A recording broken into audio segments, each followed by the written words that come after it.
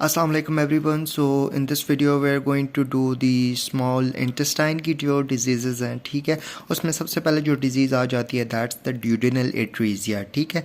अब duodenal atresia जो है ना, ये congenital anomaly होती है, ठीक है, जिसमें canalization नहीं होती duodenum की, ठीक है, और ये mainly associated होती है with Down syndrome, ठीक है।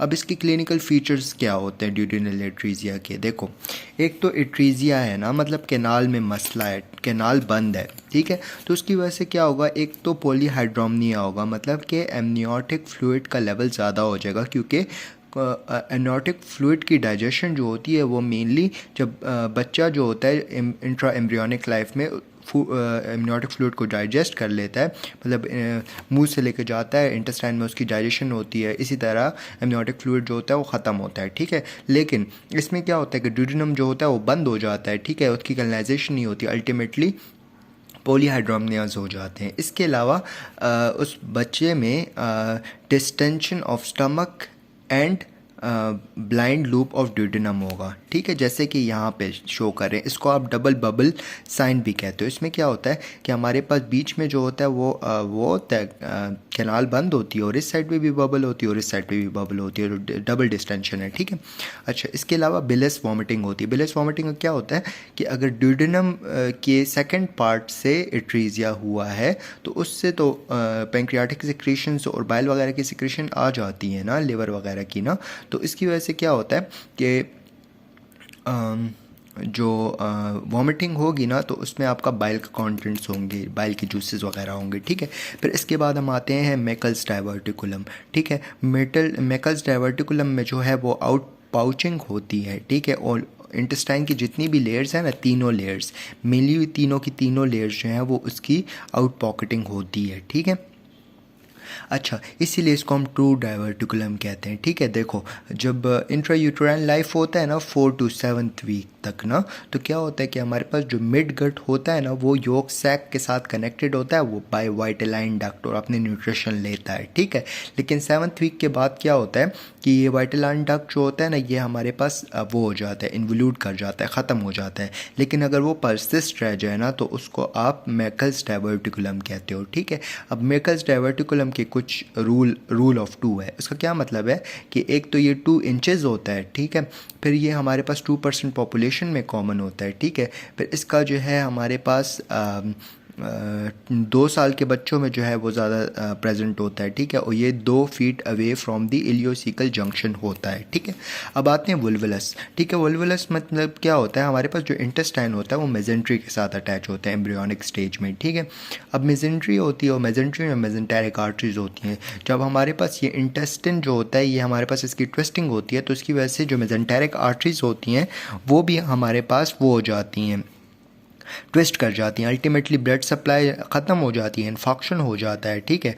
और ये मोस्ट कॉमन होता है सिग्मोइड कोलोन बच्चों में, बड़ों में, एडल्टी पेशेंट्स में, और सीकम में होता है इन यंग एडल्ट्स, ठीक है। फिर इसके बाद आते हैं इंटरसेप्शन, ठीक है।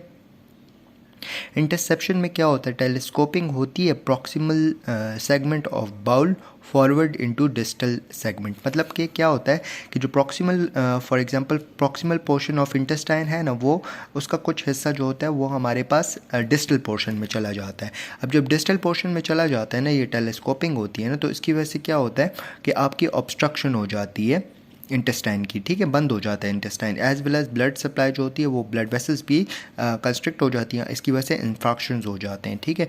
अब बच्चों में ये जो टेलीस्कोपिंग या इंटरसेप्शन होती है ना, ये मेनली लिम्फाइड हाइपरप्लेजिया की वजह से होती है, और बड़ों में मेनली कार्सिनोमा की वजह से होती है, ठीक है। अच्छा, अब हम आते हैं स्मॉल बॉल इन्फेक्शन, ठीक है। स्मॉल बॉल इन्फेक्शन का क्या मतलब है कि ऑब्वियसली इंटेस्टाइन को जब ब्लड सप्लाई नहीं आएगी तो उसमें इन्फेक्शन हो जाएगा, ठीक है। अच्छा, अब देखो,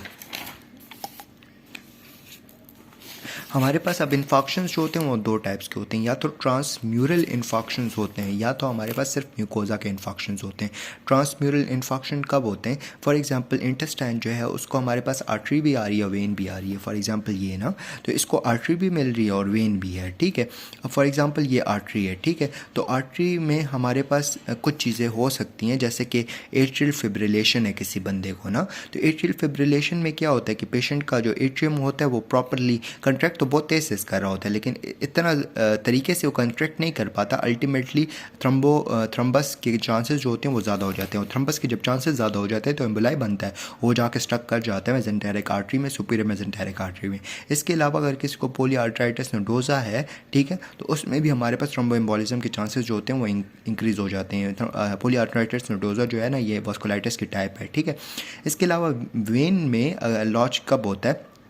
वेन में लॉज मेनली जो है ना पॉलीसाइथीमिया वेरा, जिसमें आरबीसीज का लेवल ज़्यादा हो जाता है और थिकनिंग ऑफ ब्लड भी इंक्रीज़ हो जाती है, ठीक है।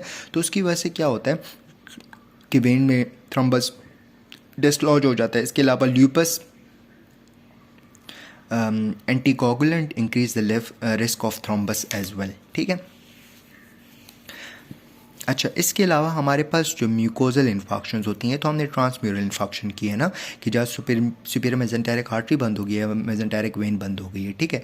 अब म्यूरल अगर इन्फॉक्शन हो रही है, मतलब सिर्फ म्यूकोजल इन्फॉक्शन हो रही है ना, कि मतलब सिर्फ म्यूकोजा इन्वॉल्व हो रहा है ना, तो वो मेनली होता है माइल्ड या मार्क्ड हाइपोटेंशन की वजह से, ठीक है। क्लिनिकल फीचर्स में क्या आपको नज़र आता है? क्लिनिकल फीचर्स में मेनली आपको एब्डोमिनल पेन नज़र आता है, या आपको डायरिया नज़र आता है, एंड डिक्रीज बाउल साउंड्स भी नज़र नहीं आते, बिकॉज इंटेस्टाइन जो होता है वो लेस एक्टिव होता है।